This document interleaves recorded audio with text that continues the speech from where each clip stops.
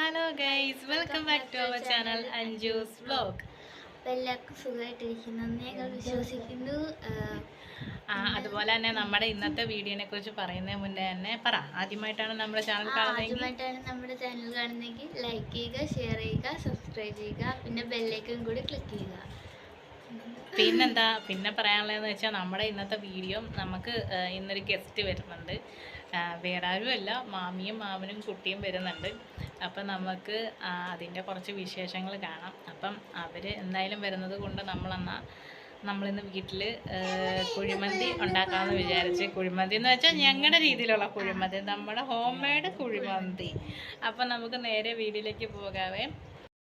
അപ്പോൾ അവർ ഇവിടെ എത്തിയിട്ടുണ്ട്. അവർ വന്നപ്പോൾ കുറച്ച് താമസിച്ചു. അവരെ ആലപ്പുഴയിൽ നിന്ന് 3:30 ട്രെയിനാണ് കേട്ടോ അവർ കയറിയത്. നമ്മുടെ ഇവിടെ ഒറ്റപ്പാലം എത്തിയപ്പം 8 മണിയായപ്പോൾ എത്തി.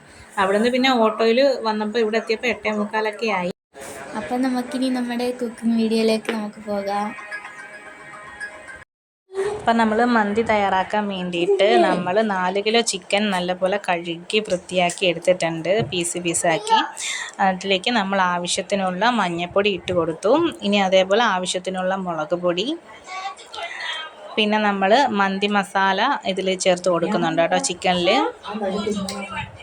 അതും ആവശ്യത്തിന് ഇട്ട് കൊടുക്കാം. അതിന് ശേഷം ആവശ്യത്തിനുള്ള ഉപ്പ് നമുക്ക് ചേർത്ത് കൊടുക്കാം.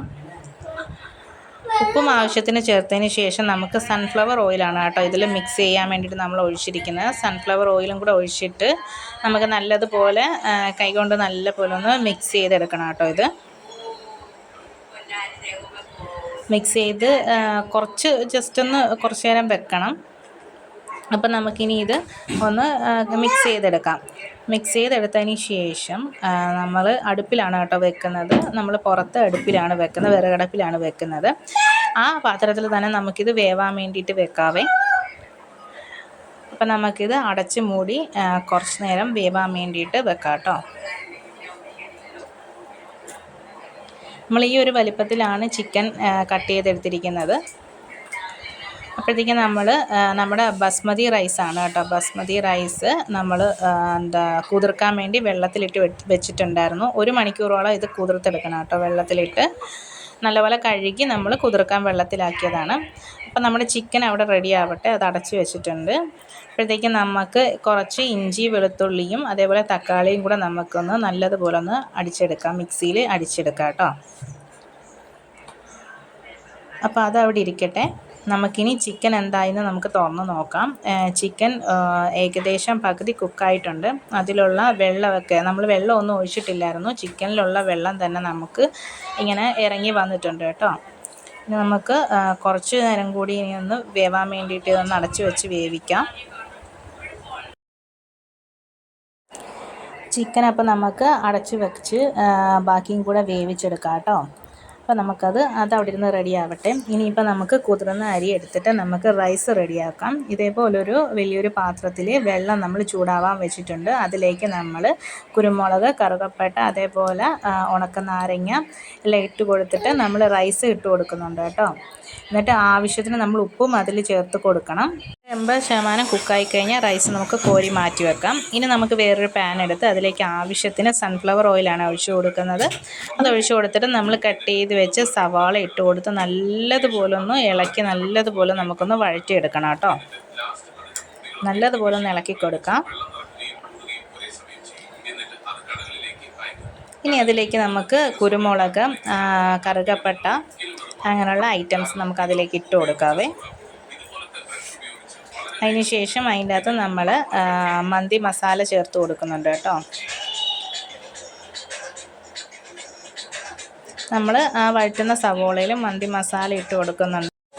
അതുപോലെ നമുക്ക് മാഗി ക്യൂബും ഇതിലേക്ക് ഇട്ട് കൊടുക്കാം കേട്ടോ. ഈ മസാലയിലേക്ക് നമുക്ക് മാഗി ക്യൂബും കൂടി ഇട്ട് കൊടുക്കാം. നമ്മൾ നേരത്തെ മിക്സിയിൽ നമ്മൾ അടിച്ചു വെച്ചിരുന്ന തക്കാളി, ഇഞ്ചി, വെളുത്തുള്ളി പേസ്റ്റും കൂടെ നമുക്കിതിലേക്ക് ആഡ് ചെയ്ത് കൊടുക്കാവേ. എന്നിട്ട് അതും കൂടെ നല്ലതുപോലെ നമുക്കൊന്ന് മിക്സ് ചെയ്ത് കൊടുക്കാവേ.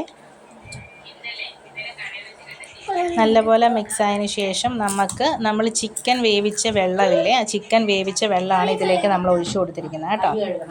ചിക്കൻ നമ്മൾ എടുത്ത് മാറ്റിയിട്ട് ആ ചിക്കൻ വേവിച്ച വെള്ളം നമുക്ക് ഇതിലേക്ക് ഒഴിച്ചു കൊടുത്തിരിക്കുന്നത്.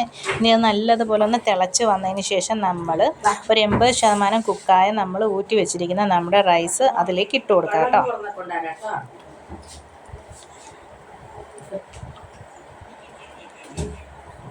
റൈസ് നല്ല അടിപൊളിയായിട്ട് കിട്ടിയിട്ടുണ്ട്. ഒന്നിലൊന്ന് തൊടാതെ നല്ല സെറ്റായി വന്നിട്ടുണ്ട് കേട്ടോ. ഇനി നമുക്ക് കുറച്ച് ഫുഡ് കളറും കൂടെ നമ്മൾ ആഡ് ചെയ്യുന്നുണ്ട്.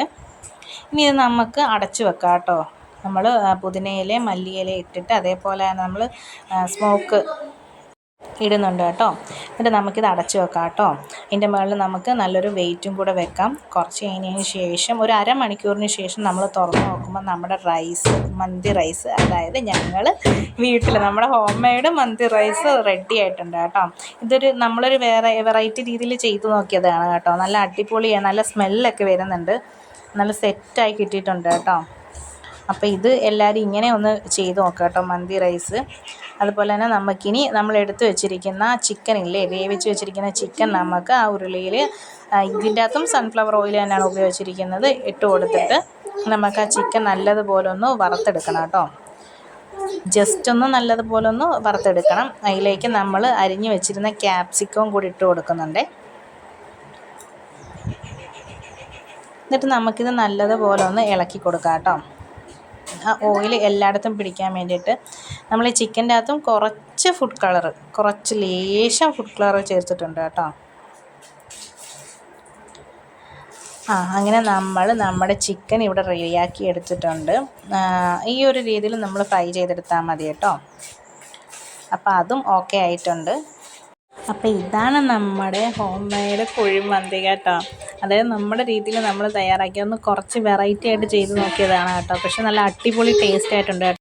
പിന്നെ നമ്മൾ മയോണൈസും റെഡിയാക്കിയിട്ടുണ്ട്. മയോണൈസ് എങ്ങനെയാണ് ചെയ്യുന്നത് നമ്മുടെ നേരത്തെ ഒരു വീഡിയോയിൽ ഞാൻ ഇട്ടിട്ടുണ്ടായിരുന്നു, അതുകൊണ്ടാണ് ഇതിൽ ഇടാത്തത്. അപ്പോൾ എല്ലാവരും ഇതൊന്ന് ട്രൈ ചെയ്ത് നോക്കുക കേട്ടോ. എന്നിട്ട് കമൻറ്റ് ബോക്സിൽ ഇടണേ. അപ്പോഴത്തേക്കും നമ്മൾ പിറ്റേ ദിവസത്തെ വീഡിയോ അവർ പോകാൻ വേണ്ടി ഇറങ്ങിയിട്ടുണ്ട്. അപ്പോൾ എന്നാൽ അതും കൂടെ നമ്മുടെ ഈ വീഡിയോയിൽ ഇടുന്നത് കേട്ടോ. അപ്പോൾ അത്രയൊക്കെ ഉള്ളൂ ഗൈസ്. വീണ്ടും നമുക്ക് അടുത്ത വീഡിയോ ആയിട്ട് കാണാവേ. ടാറ്റാ ടാറ്റ പറയട്ടെ. ടാറ്റാ.